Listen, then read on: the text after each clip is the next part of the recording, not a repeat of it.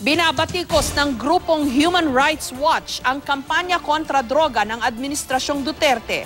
Sa gitna yan ng sunod-sunod na pagpatay sa mga taong sangkot di mano sa illegal drugs. Para naman kay Senator Richard Gordon, chairman ng Senate Committee on Justice, posibleng hindi lang naiintindihan ng International Human Rights Group ang estilo ni Pangulong Duterte. May report si Rafi Tima. Sa ika-27 edisyon ng kanilang World Report, matindi ang akusasyon ng grupong Human Rights Watch sa Administrasyong Duterte.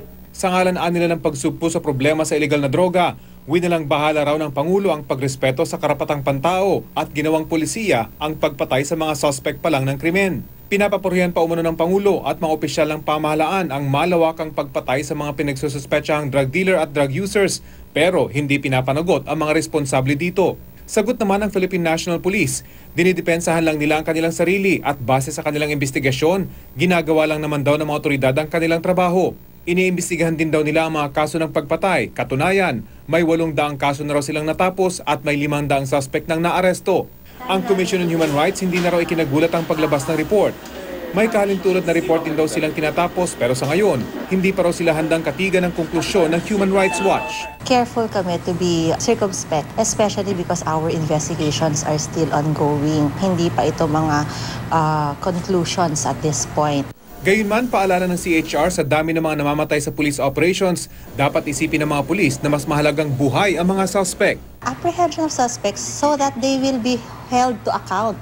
Kasi pag pinatay na natin ng mga tao as a result of criminal activities, hindi rin nagkakaroon ng hustisya doon sa mga naging biktima ng krimen dahil hindi napapa-account. Si Senador Richard Gordon na chairman ng Senate Committee on Justice, inaasahan na raw ang maanghang na report ng Human Rights Watch.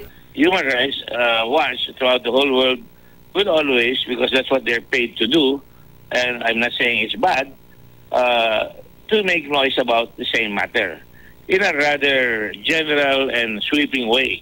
Pero tila nalalabuan daw si Senator Gordon sa akusasyon ng Human Rights Watch. Bukod kasi sa war on drugs, binanggit din sa report ang issue ng HIV at ang pagkamatay ng 2 magsasaka sa ginawang protesta sa Kidapawan noong nakaraang taon.